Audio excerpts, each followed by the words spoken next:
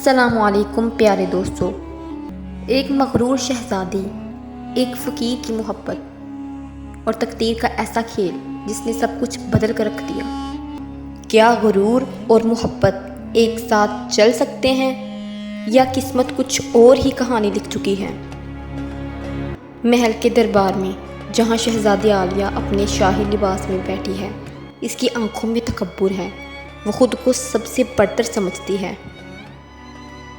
وزیر: شہزادی عالیہ، آج رعایا کھانے اور سونے کے لیے ترس رہی ہے، ہمیں کچھ مدد کرنی چاہیے۔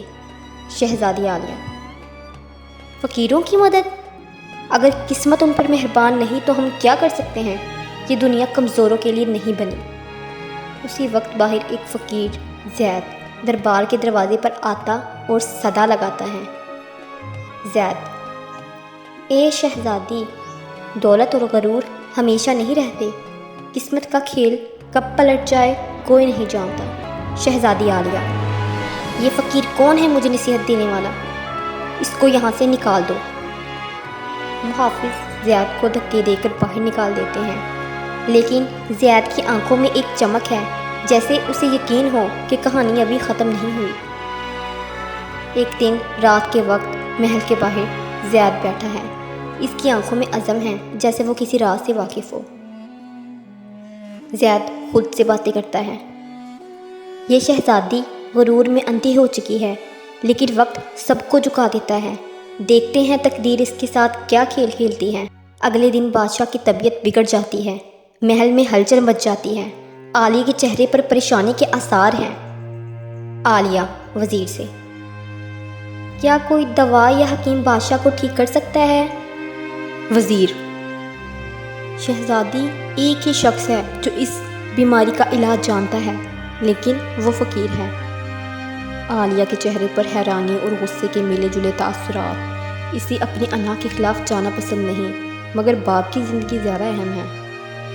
عالیہ ہچکچاتے ہوئے: اس فقیر کو دربار میں بلاؤ۔ زید محل میں داخل ہوتا ہے، اس کی چال میں اعتماد ہے۔ عالیہ پہلی بار غور سے دیکھتی ہے، زید کی آنکھوں میں کچھ ایسا ہے جو اسے چونکا دیتا ہے۔ زید مسکراتے ہوئے: شہزادی، غرور کمزور کر دیتا ہے، مگر آج تمہیں میرے آگے جھکنا ہوگا، کیا تم تیار ہو؟ عالیہ کا غرور تڑپ اٹھتا ہے، مگر وہ مجبور ہے۔ کہانی ایک نئے موڑ پر پہنچ چکی ہے۔ زید کی دوا سے بادشاہ کی طبیعت بہتر ہونے لگتی ہے۔ عالیہ شکر گزار تو ہے، مگر وہ زید کے سامنے جھکنا نہیں چاہتی۔ عالیہ: یہ مت سمجھنا کہ تم نے کوئی احسان کیا ہے، میں تمہاری ممنون نہیں ہوں۔ زید مسکراتے ہوئے: محبت اور غرور ایک ساتھ نہیں چل سکتے شہزادی، تمہیں ایک دن سمجھ آ جائے گا۔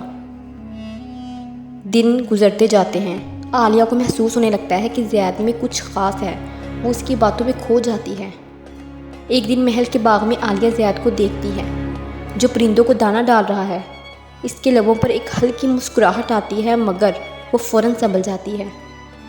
عالیہ: تم ہمیشہ اتنے پرسکون کیسے رہ سکتے ہو؟